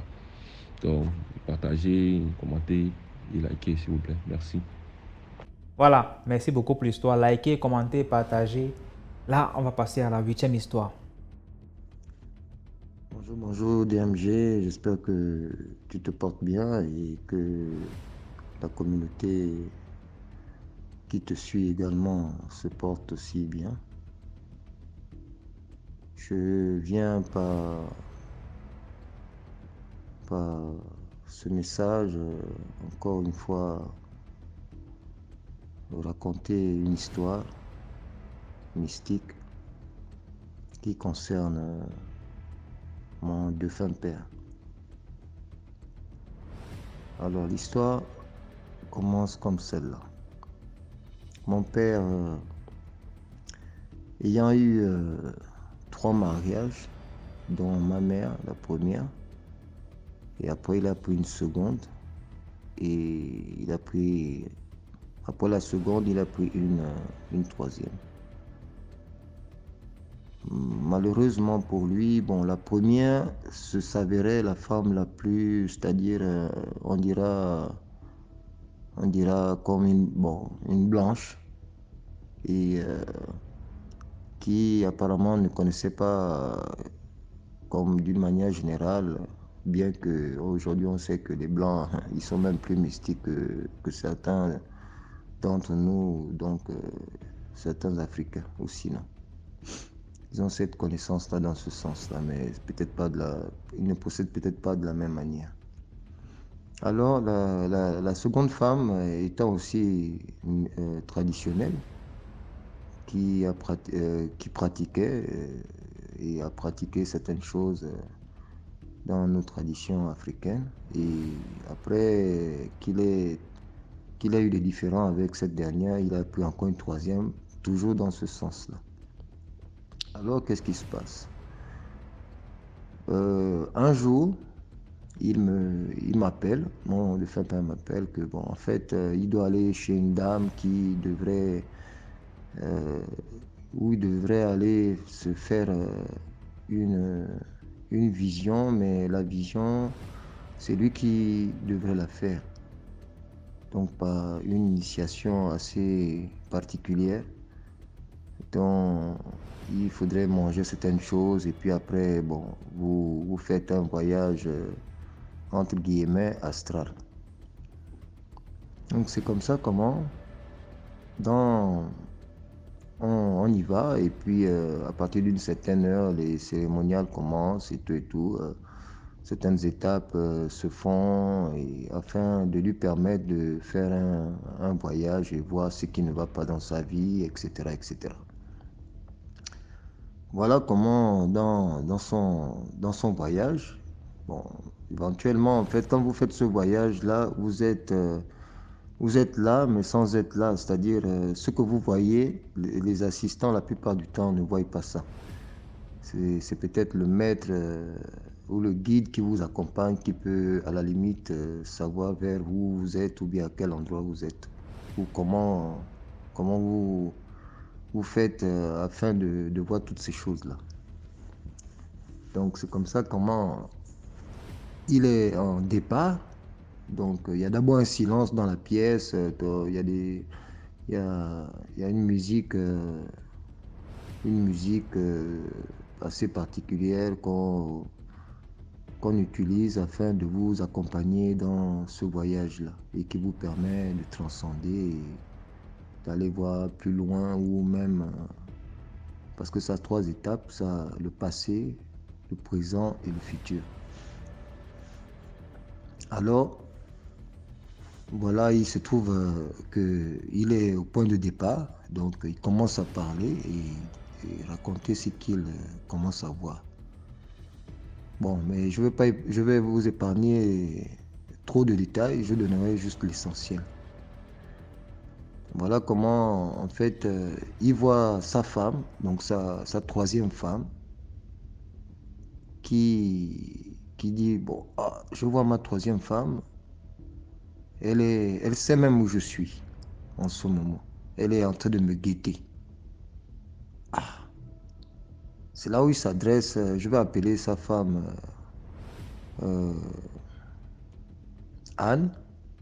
Donc c'est comme ça comment il voit Anne. Il dit, Anne, mais qu'est-ce que tu fais là? Tu es en train de me guetter, mais qu'est-ce qui se passe? Tu sais où je suis? Elle ne répond pas. C'est comme ça comment Anne, quand il s'approche de Anne, bon, elle ne disparaît pas, c'est-à-dire elle fuit, mais elle va dans un endroit quelque part que lui ne connaît pas.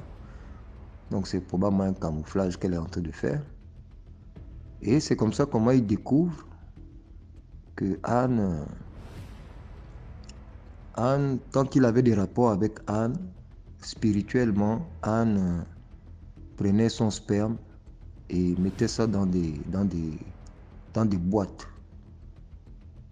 Et elle amenait ça quelque part pour un travail spirituel. Et il se rend également compte que dans les différentes nourritures qu'il mangeait à table avec Anne, Anne avait une particularité parce que lui, en fait, il vient trouver, quand il revenait du travail, il vient trouver sa nourriture là, sur la table, tranquille et tout et tout. Madame a fait la table et tout, dressée. Il vient, il mange et tout et tout. Entre-temps, Anne mettait des substances spirituelles à l'intérieur afin d'accomplir ce pourquoi, en fait, ou le but dans lequel elle s'était déjà assignée. J'ouvrirai juste une parenthèse que Anne en question, c'est une dame qui a un temple. Elle est spirituelle dans certaines traditions de chez nous. Et par élévation, il fallait en fait ce qu'ils appellent chez nous ici les sitars. Donc pour installer la sitar, il fallait ouvrir un temple à domicile chez elle et l'installer et faire prospérer ce pourquoi en fait elle a commencé et qui l'a motivée à être aujourd'hui ce qu'elle avait été. Alors, la condition c'était qu'il fallait un sacrifice assez spécial. Parce que faire entrer une cita dans un temple, c'est pas donné, et puis c'est pas n'importe qui qu'on peut prendre pour mettre dans la cita. Il fallait quelqu'un d'assez puissant, non seulement spirituellement et intellectuellement et tout le reste. Alors, c'est comme ça comment mon père, dans sa voyance, voit que Anne donc le préparait afin de le faire mourir et récupérer ce qu'elle pouvait récupérer afin de le mettre dans la cita. Donc il découvre ça. Ah, il s'exclame là. Mon Dieu, elle est là, elle est là. Regarde ce qu'elle est en train de me faire. Bon, plein de panoplies de choses que j'essaye, que je vous épargne, mais que certaines personnes peuvent imaginer, pour ceux qui connaissent ou sinon. C'est des choses vraiment terribles, vraiment c'est-à-dire que en tant que, je parle de mon papa, en tant qu'époux et époux de son épouse, vraiment c'était inconcevable. Déjà elle avait eu des enfants de précédentes relations, dont elle s'était jamais même mariée, mais avec mon père, elle s'est mariée finalement. Et elle a eu 2 enfants. Donc c'était inconcevable pour lui. Il était vraiment stupéfait, disant mais mon Dieu, qu'est-ce qui se passe? Est-ce que c'est vrai ce que je suis en train de voir là? Vraiment. Alors, il est allé dans sa vision très loin. Et bon, je tais un peu certains détails. C'est comme ça comment, au sorti de là, bon, il a eu la solution. La solution, en fait, normalement, c'était de se séparer de cette dame-là. Et il a déjoué, en fait, dans son parcours de voyance, parce qu'on vous donne un peu certaines âmes spirituelles pour vous défaire de toutes ces choses-là. Donc, du coup, quand il est sorti de là, il n'a pas quitté la maison. Non, il a pris son courage à 2 mains. Il a affronté sa femme, mais sans rien lui dire.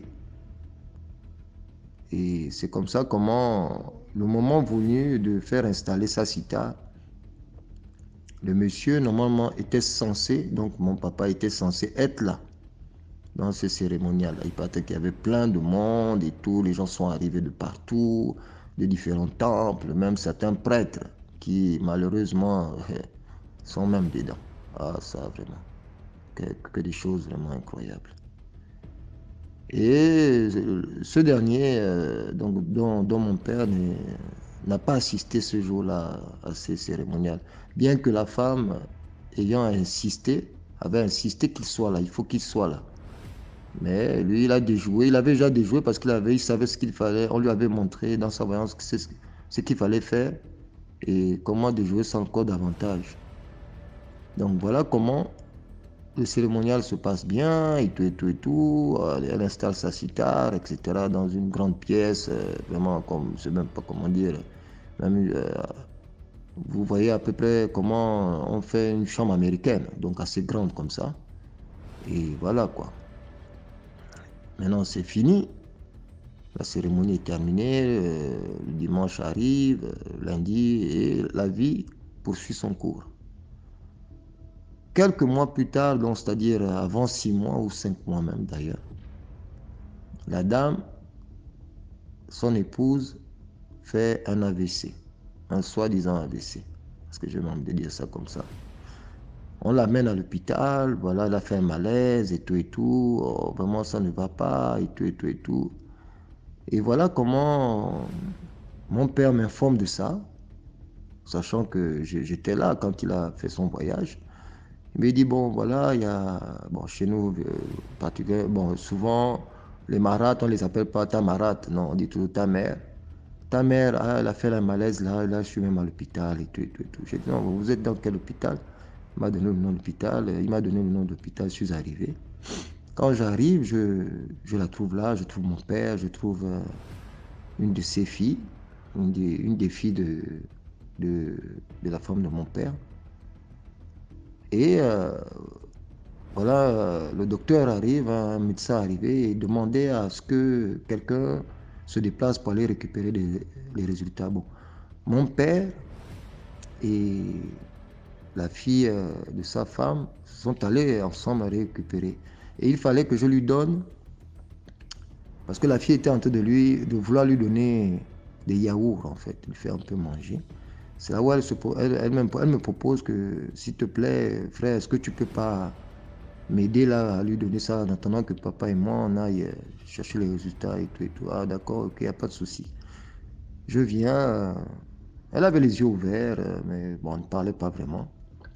Comme ça, comment je lui donne avec une cuillère, une petite cuillère, je lui donne ces yaourts là, doucement, elle avale. Et après ça, bon, ils sont arrivés, ils sont revenus. Oh, elle a terminé, oui, elle a terminé. Bon, allez. Moi, bon, on est resté là un moment avec mon papa, on se regardait dans les yeux. Nous, on savait plus ou moins ce qui se passait. Et c'est comme ça, bon, j'ai pris congé d'eux. Quand je rentre chez moi, même pas, c'est-à-dire dans le sommeil, quelqu'un vient me demander mon bras. Quelqu'un, je ne sais pas c'est qui, quelqu'un vient me demander mon bras.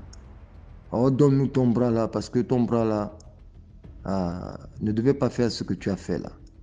Oh, moi je dis, mais vous voulez mon bras par rapport à quoi? Moi, qu'est-ce que mon bras a à voir avec vous?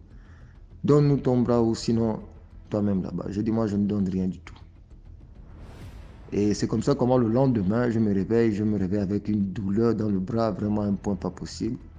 Comme bon, j'exerce un métier dont je dois avoir mes 2 membres supérieurs pour pouvoir exercer. Donc du coup, j'avais fait au moins 3 jours comme ça. Je n'avais pas travaillé parce que c'était une douleur. Et je me rappelle que j'ai eu cette douleur-là de la même main que je l'avais donnée, que je tenais la cuillère pour lui donner à manger. Je vous jure, DMG. Même quand quelqu'un, et même dans un cas pareil, mais continue dans la sorcellerie. Ça, vraiment, c'est incroyable, ces gens-là. Ils sont terribles. Et ben voilà comment, finalement, je fais avec des prières et tout. Bon, ça va. En tout cas, j'essaie de ne négliger ça et je mets une forte conviction qu'il n'y a rien du tout. C'est comme ça comment, un jour, enfin, quand elle sortait, les résultats sont sortis, ils n'ont rien vu et tout. Donc c'est comme ça comment ils vont maintenant du côté des tradis praticiens pour voir ce qu'il en est. Et de là-bas, ils découvrent des choses comme quoi en fait, elle a fait quelque chose et malheureusement ça n'a pas marché et tout. Bon, ils sont allés en profondeur, mais j'avoue que ce jour-là, je n'étais pas avec eux, non. Mais nous, on savait ce qui se passait, mon père et moi. Et c'est comme ça comment ils l'ont ramené à la maison parce que en fait, c'était trop tard. C'était vraiment trop tard pour elle. Sans confession, sans rien du tout. Elle a commencé à devenir un peu comme une folle. Jusqu'au jour où, un jour encore, parce qu'elle a tenu comme ça, je pense, près d'un mois. Près d'un mois. Près d'un mois ou un mois et demi, comme ça, elle a tenu quand même, avant de mourir, parce qu'elle est décédée après. Comme ça, j'arrive avant que, voilà quoi, je venais voir mon papa également pour savoir un peu comment il va, et puis également sa femme. J'arrive, quand je rentre au seuil de la porte comme ça, sa femme crie. Elle crie mon prénom, et quand elle crie mon prénom, elle me demande pardon. Pardon, pardon, vraiment mon fils, pardon, vraiment, oh, vraiment. Dieu merci que tu es venu, vraiment, mon Dieu, pardon, pardon. Ah, je suis là, hébété, mais les enfants, ces enfants aussi sont là. Elle dit, ah, notre maman là n'a jamais parlé à ce garçon-là comme ça, là, mais c'est comme aujourd'hui, là. Elle pleurait, tout ça, là. Bon, elle racontait un peu, elle était dans le sujet, mais après, elle sortait du sujet. Je laissais tomber, bon, je lui réconfortais en disant, c'est rien, ça va aller. Dieu te pardonnera, c'est qui est sûr. S'il y a quelque chose de tu n'as rien fait, Dieu va te pardonner. Je l'ai murmuré comme ça. Et finalement, elle est décédée. Je raconte cette histoire-là, c'est tout simplement parce que après ce décès-là, il y a eu une certaine nostalgie de mon papa, c'est-à-dire mon père a vraiment aimé cette femme-là. Mais s'il avait écouté la voix de la raison, lui aussi, il n'en serait pas, il ne devait pas la suivre. Il a préféré rester, organiser les obsèques, l'enterrer et faire son deuil. Malheureusement, mon père l'a suivi après une année. Ils sont décédés le même mois, mais sauf que sa femme est décédée un 30 décembre, non, un 1er décembre ou un 2 décembre, et lui, il est décédé un 30 décembre du mois qui suivait. C'est pour simplement dire à mes frères et sœurs qui vont se marier ou qui veulent se marier ou bien qui sont même mariés, et de vraiment faire attention aux femmes qu'on quitte pour aller épouser une autre femme. La polygamie, c'est une très bonne chose pour moi, à mon avis. Mais ayons ce discernement de toujours choisir la femme qu'il faut. Et pas n'importe comment. Et vice-versa, de la femme qui quitte un homme aujourd'hui pour aller embrasser un autre homme, quel est ce discernement-là? Parce qu'honnêtement, à mon avis, je ne peux pas avoir une femme, sachant que moi, je ne suis pas pratiquant dans la tradition, et elle est ancrée complètement, faire des veillées, faire des cérémonies, elle assiste à gauche, à droite, et moi, je suis là en tant qu'observateur, et je ne sais pas ce qui se passe. Il avait eu la chance de voir ce que cette femme-là manigançait à son insu. Et son épouse, carrément mariée légitimement, légalement comme on dit. Et vraiment avoir ce genre de type de pensée. Vraiment. Mais quand tu embrasses la sorcellerie, à un haut point, ce qui est sûr, c'est qu'au bout d'un moment, on te parlera toujours de sacrifice, si tu veux exceller. Et c'est cette mauvaise sagesse-là que malheureusement son épouse avait pris, mais qui était sur le point de sacrifier quand même son mari afin de jouir derrière peut-être de je ne sais quoi, comme d'habitude, probablement de prospérité et de, comme moi je le dis souvent, de cochonneries vraiment, qui n'ont vraiment, qui n'est que vanité, quoi, vraiment vanité. De n'importe quoi, sachant que tu fais tous ces efforts de sacrifice pour quitter un jour sur cette terre-là pour aller quelque part. Vraiment, vraiment triste. Donc c'était un peu ça ma petite histoire. J'ai été vraiment un peu long, 21 minutes. Donc c'était juste pour tirer un peu la sonnette à certaines personnes qui se trouvent dans de telles circonstances, de se mettre en garde et de ne pas hésiter à prendre des initiatives.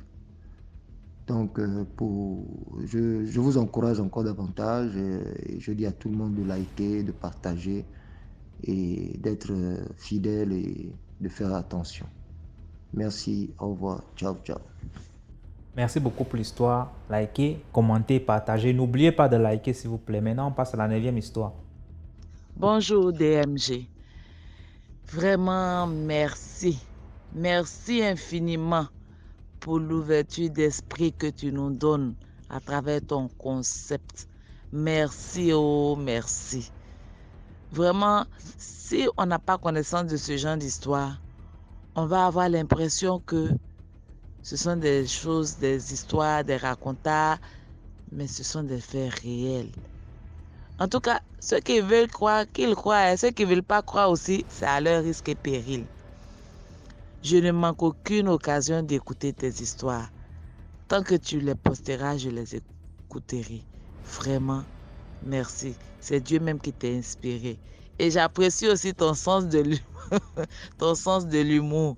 Vraiment, ce sont des histoires mystiques qui ne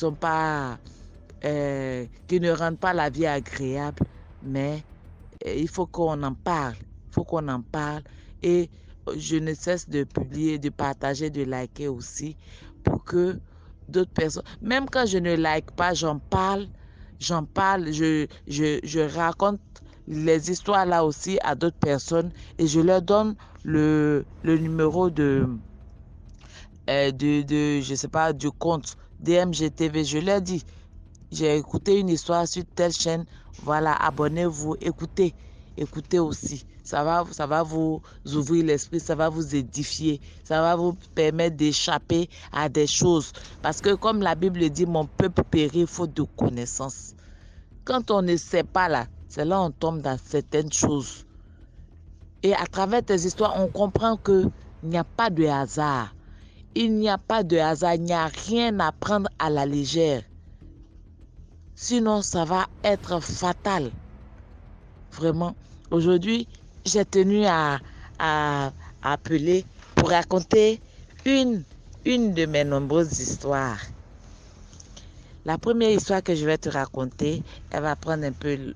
Je vais essayer de résumer et d'aller un peu plus rapidement pour ne pas prendre trop de temps. C'est l'histoire de ma fille. Ma fille avait 4 ou 3 ans quand elle a subi une attaque, je vais dire une attaque mystique, venant de qui? D'une nounou. Oui, c'est toi. Nous sommes... Quitte ici.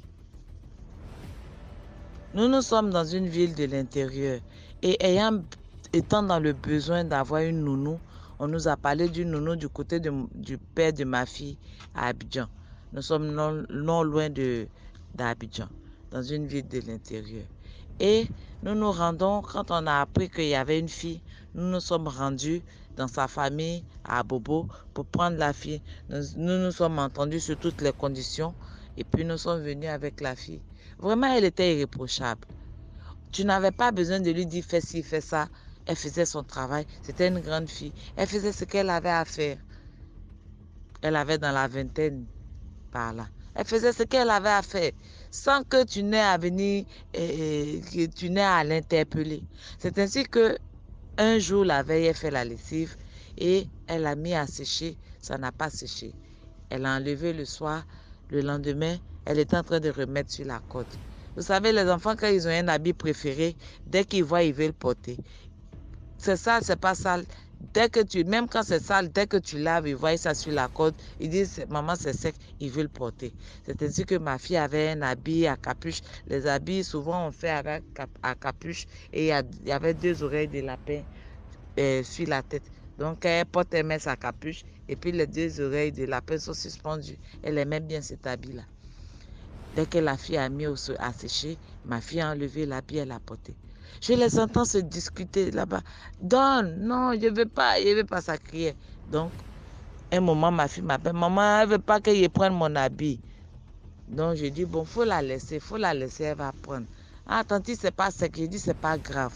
Comme elle est en train de crier ici, là, pour éviter qu'elle ne continue de crier, vous savez, les enfants, ils sont manipulateurs. Quand ils veulent quelque chose, tant que tu leur as pas donné, ils ne vont pas te foutre la paix. Ils ne vont pas te coller la paix. Donc, je lui ai dit, laisse-la, elle va porter.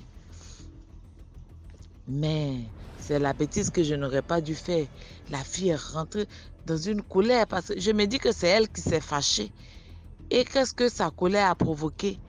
Ma fille a commencé à baver, je te jure, DMG. Elle a bavé, elle bave. Elle tenait plus sur ses pieds. Une petite fille de 4 ans qui marchait, qui parlait, qui jouait à l'instant. Et subitement, pour une histoire d'habit, qui est en train de partir comme ça sous mes yeux. Donc je dis, sur le champ, je dis à son papa, prends mon deuxième, parce qu'elle avait son petit frère qui avait 2 ans aussi qui était là. Je dis, prends mon garçon, allons-y chez l'abbé Barthélemy, parce qu'on a un centre de prière ici, chez l'abbé Barthélemy, qui fait les soins avec les plantes, prière et plantes.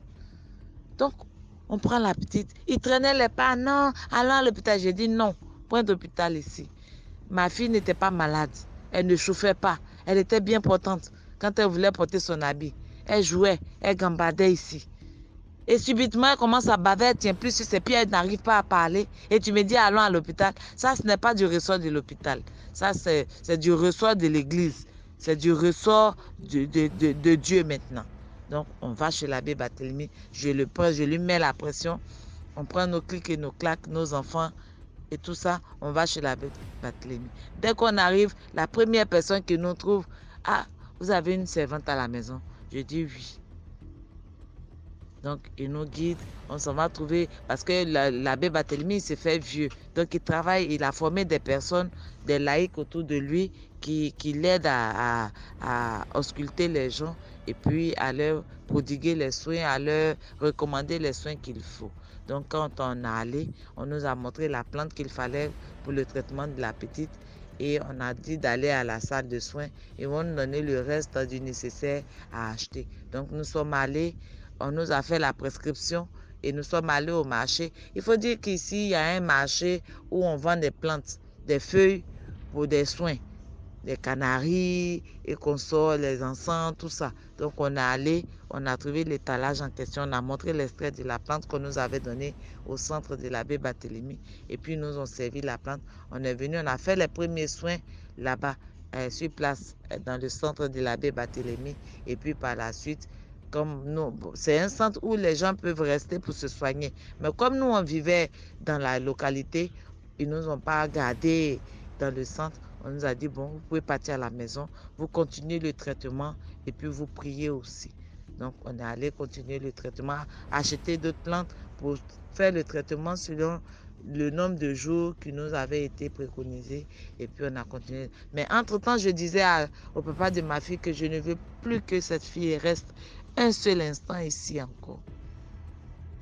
Fais la partie, débrouille-toi, fais la partie. Parce qu'il ne faut pas qu'elle va venir s'en prendre à nous autrement encore. Parce que ce qu'elle a commencé, elle ne va pas s'arrêter de sitôt. C'est mieux pour nous qu'elle s'en aille. Elle n'avait même pas encore fait 1 mois. Elle n'avait même pas encore fait 1 mois. Et comme Dieu ne dort pas, elle s'est manifestée plus tôt que prévu apparemment. Donc, on fait appel à un de ses cousins qui est très, très assis dans la prière. Il est évangélique, il vient. On fait des séances de prière.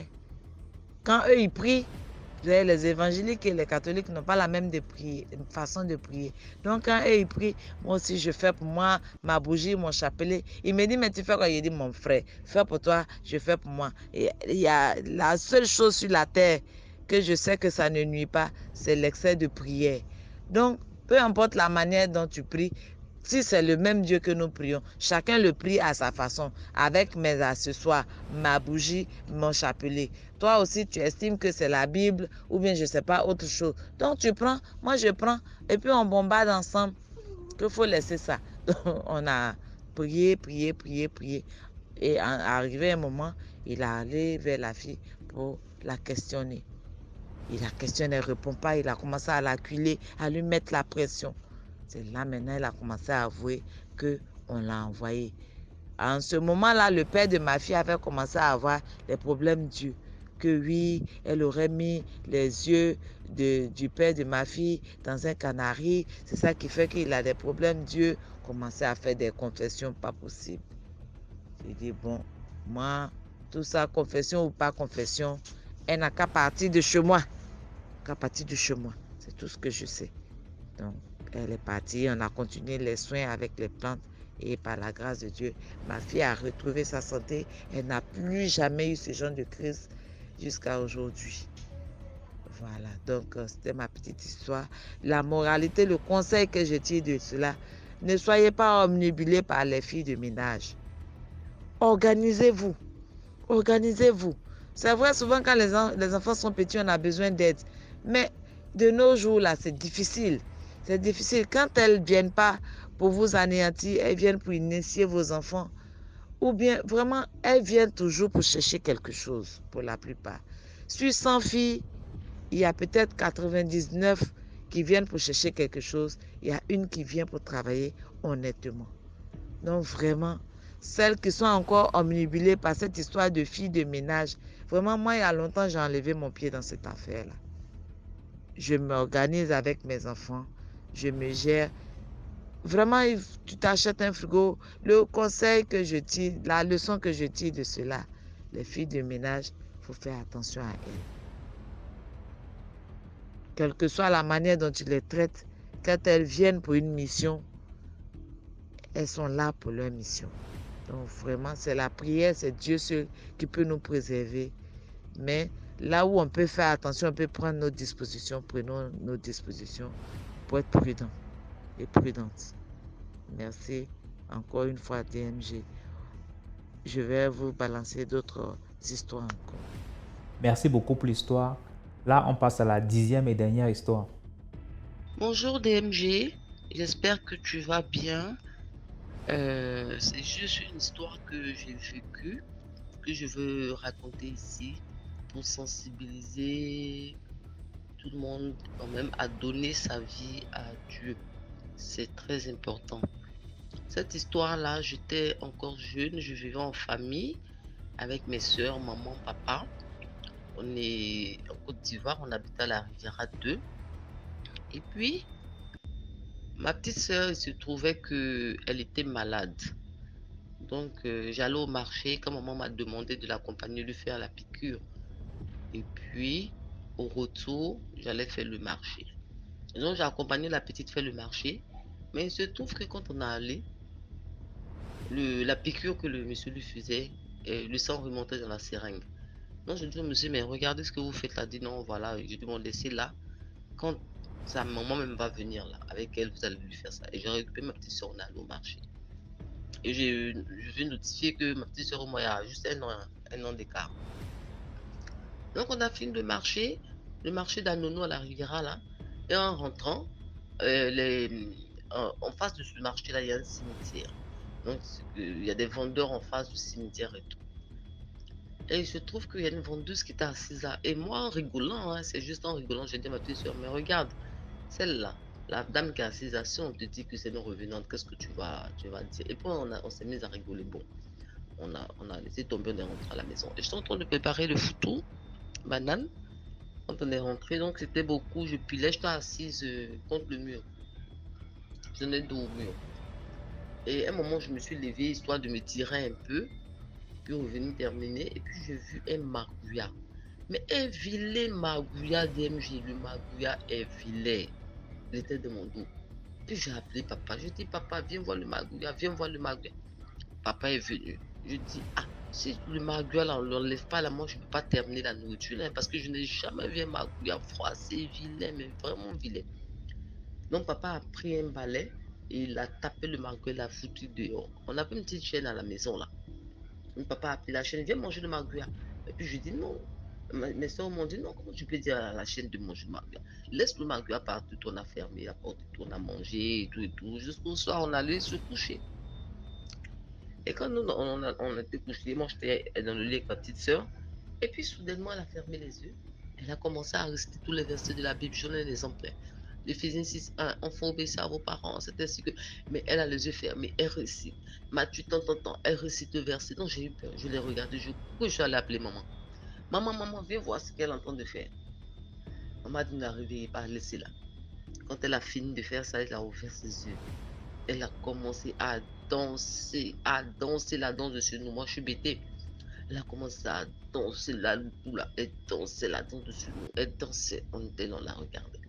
Et puis, elle a commencé à parle le BT, mais le BT du village là qu'on parle là, c'est pas le BT d'Abidjan, hein. Le BT, alors que nous, chez nous là, les parents ne parlaient pas le BT. Donc du coup, c'est un mot tantôt, on arrive à se défendre, se débrouiller parce qu'on a envie de comprendre notre langue et tout.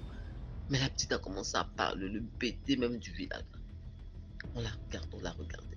Et puis j'ai mon aîné, ma grande soeur qui était assise à la fin de la table à manger là-bas, elle regardait la scène. Et puis, elle a dit, vous là, que je dis que si je meurs, non, d'abord, elle a dit, je dis que si je meurs, je vais donner ma sorcellerie à celle-là, et puis vous l'avez prise pour l'envoyer à l'église. Puis je lui ai dit, et puis elle a commencé à crier, elle m'a appelé, on m'appelle bébé à la maison, elle a commencé à crier. Viens voir la dame que tu m'as montrée ce matin au marché. Là. Effectivement, c'est une revenante. Grand-maman allait la réveiller. Grand-maman allait la réveiller. Puis on avait un ami à l'époque, quand on était jeune, à l'école primaire, qui est décédé. Elle dit que grand-maman allait la réveiller. Elle a réveillé ces deux-là. Grand-maman, qu'est-ce qu'ils peuvent me faire? Ils sont morts. Ils sont morts. Ils ne peuvent rien me faire. Ils sont morts. Elle criait comme ça. Donc la grand-mère l'a possédée. Ensuite, elle a dit que j'ai dit que si je meurs, je vais lui léguer ma sorcellerie et vous l'avez prise pour envoyer à l'église. Et moi, je lui ai dit, grand-maman, donne ta vie à Jésus. Elle dit, je ne donne pas ma vie à Jésus. Je suis venu vous voir ce matin-là. Vous avez pris un balai pour me taper. Si je meurs là, c'est vous qui serez à la base de ma mort. Moi, je t'ai super, je regardais papa. Je sais pas, grand-maman était aujourd'hui ici. Il dit, tais-toi, attends. Alors que le magouilla qui était derrière moi, c'était grand-maman. Donc maintenant, elle dit, je lui ai dit, mais si tu as peur de mourir là, grand-maman, donne ta vie à Jésus. Elle dit, je ne vais pas donner ma vie à Jésus. Je servis Satan depuis que je suis née. Je compte servir Satan jusqu'à ma mort parce que je ne suis pas malheureuse. Elle était assise en train de nous insulter. Et puis elle regarde ma soeur, mon aînée, elle dit, tout parmi tous mes petits-enfants, c'est celle-là qui m'énerve le plus. Avec sa tête dure là. La petite danse bébé. Et celle que je suis, ma grande soeur aussi, elle s'est levée aussi. En 30 secondes, elle a commencé à danser. Et puis elle s'est assise. Là, on a commencé à prier. Puis la grande dit, laissez-moi. Et puis après, elle a libéré la petite. Donc c'est pour dire que nos enfants là, parce que moi j'étais en 6e histoire que je raconte. Nos enfants, depuis la base, là, on n'a qu'à leur montrer le chemin de Jésus-Christ. On n'a qu'à leur montrer le chemin. Et quand on va au marché, là, avant de sortir de la maison pour aller au marché, on n'a qu'à demander à Dieu de nous protéger, de nous guider lui-même vers ces personnes-là. Chez qui on peut acheter nos affaires. Parce qu'effectivement, cette dame-là, c'est une revenante. Donc voilà l'histoire que je voulais raconter, DMG. Puis je dis merci, bonne continuation, que Dieu te protège. Merci. C'était l'épisode d'aujourd'hui. Je vous demande s'il vous plaît, likez, commentez, partagez et envoyez vos histoires sur le numéro à l'écran, le plus 237 655 81 90 17. C'est le numéro WhatsApp de DMG TV. Et voilà. Ceux qui veulent aussi poser des questions, faites en commentaire. Ceux qui veulent envoyer par exemple un message à quelqu'un en particulier, ceux qui ont raconté les histoires phares là, il y a un message que vous tenez à leur dire, faites-le dans le commentaire ou alors si c'est privé, dans le inbox aussi, pas de problème. Donc, on se reprend demain pour 10 histoires mystiques. N'oubliez pas de liker, commenter, partager. Merci à tous ceux qui ont commenté et liké cette vidéo. Merci à vous. Voilà.